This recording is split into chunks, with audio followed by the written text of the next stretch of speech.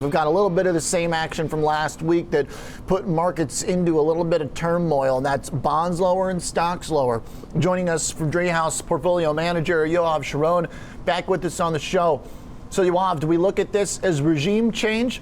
Do we look at it as just a momentary unwind of positioning that got overdone? How are you thinking about this dynamic where equity market weakness is not stopping the trend in bond yields higher? Yeah, no, well, thanks for having me. That's a great point. I mean, I think that we're in the intersection of that right now. That's what the market's trying to contend with. It's certainly been notable to see the price action, not only across asset classes, whether it's the bonds equity correlation that you were talking about just previously, but also within the market, the potential for an internal rotation, and also, then you add in the added layer or complex layer of the reopening from the pandemic. All three of those are at interplay right now, but it's certainly something that everyone should be keenly aware of and have heightened attention to right now with respect to what the market is trying to tell us. What do you think it's trying to tell us, Yoav? Yeah, no, it's potentially, I don't know about a new regime, but it's certainly a pause in what had been working, and we've seen some of that. Anytime you have these sort of internal rotations, it's worth noting. I think we're still, it's important to keep in mind that we're still at such a low level of all-in rates. A lot of market indicators across asset classes are still fairly sanguine. Credit spreads and all-in yields are at their lowest levels, essentially, historically, for the all-in yields. Spreads are certainly well within what would be normal ranges. And then if you look at rate volatility, that's something that we're keeping an eye on, because it's not only the level of rates, but it's the trajectory and the pace of the rate rise that is kind of caught investors off guard. So Yoav, the speed of the rates catching people off guard. Goldman and their analysis of the move in real yields. I think we've got a chart that shows that it basically only aligns with tantrum periods and taper talk. The amazing thing here is we've had none of that.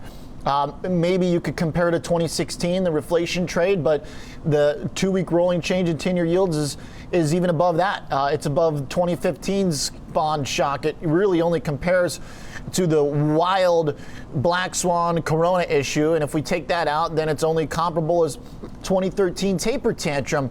So then how do we fix the issue, Yoav? If the issue is the speed of this moving and we're tantruming without even any taper talk, what's the solution? Because all the talk about average inflation, that's when the bond yield bottomed out. Why do people, Yoav, keep coming on my show and saying that when Powell says he's going to hold by his stance, that should stop this move?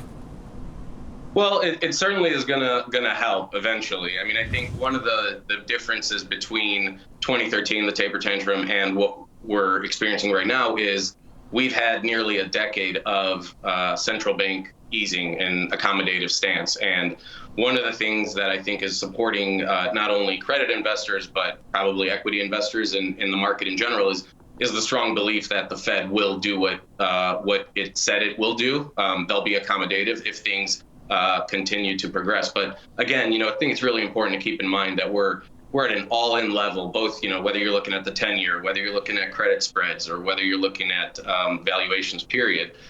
We're still in a yield world that's exceptionally low. If you took any yield metric and pulled the chart back before 2008, before the crisis and the introduction of this quantitative easing regime, we would still be at very low levels, and would mean that there's plenty of room for rates to, well, I don't know about plenty of room, but there's room for rates to rise and still be supportive in an economic backdrop.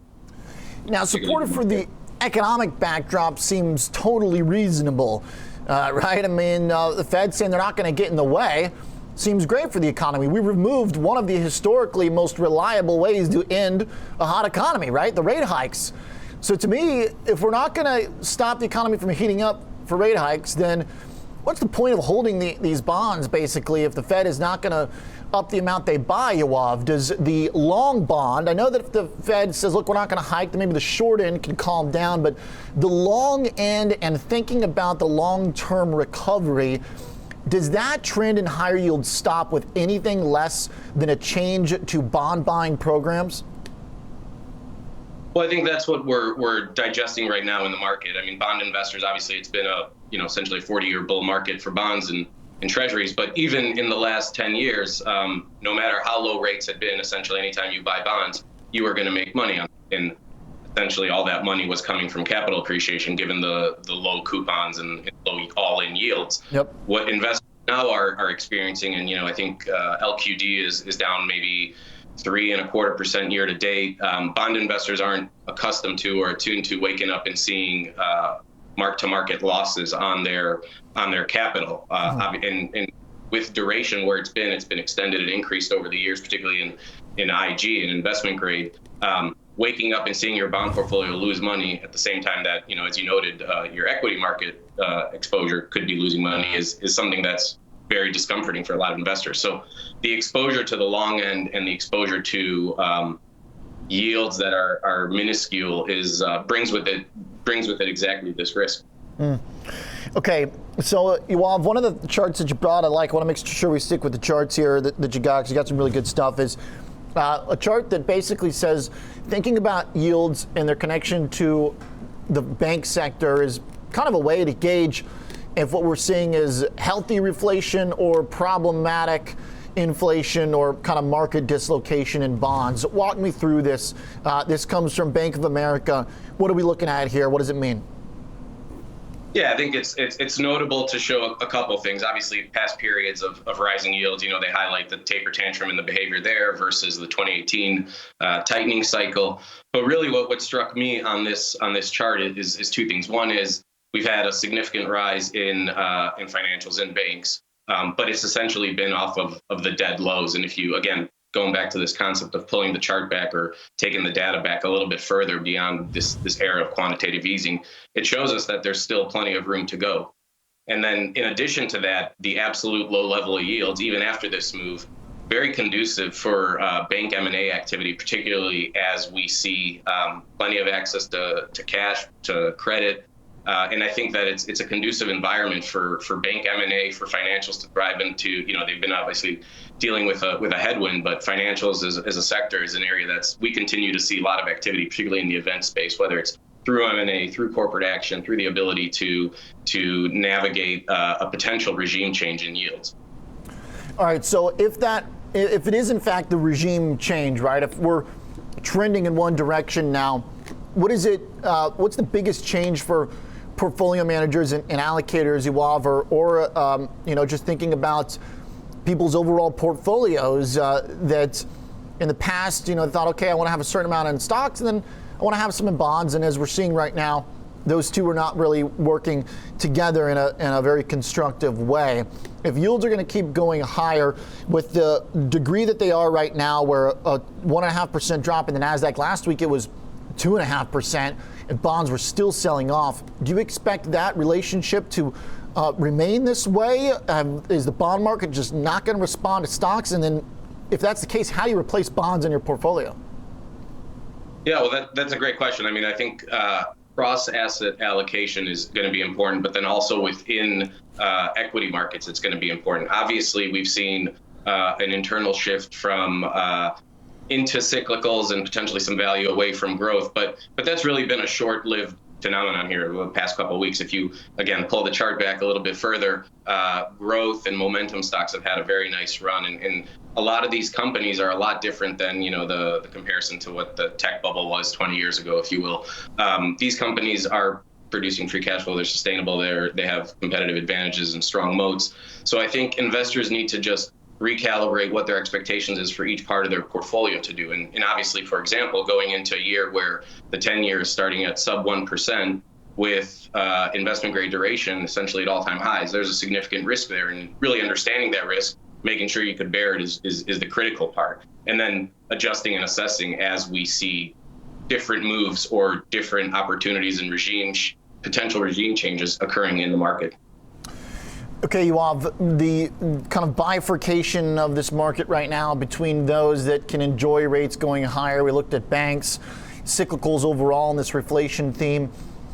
In terms of looking at how that fits into kind of the broader equity technicals, I mean, all this churn is happening and we're still within 5% of the highs for just about all of our major indexes, maybe with the exception of the NASDAQ after this morning. I think we're now down about 6.5%, or about 6%. So what does it add up to? What does the math look like to you? If we're going to rotate, let's say over the next 6 to 8 months as we reopen, if we're going through this churn, is that a market that is sideways? Is it higher? Is it lower? What to you here looks like the path of least resistance if that regime change is long lasting? Well, if it's long lasting, I think it has some implications, even medium term or longer term. The big word in that sentence that you said is if, and obviously that's really difficult to predict per se. I think it's important to note what's occurring to understand what are the dynamics that are driving it and what could derail that. We've seen, obviously, equities have a very long and sustained run. I think to think that we're going to have an economy that's reopening and have strong economic growth, that's not a regime or a market backdrop where we see a difficult time for equities.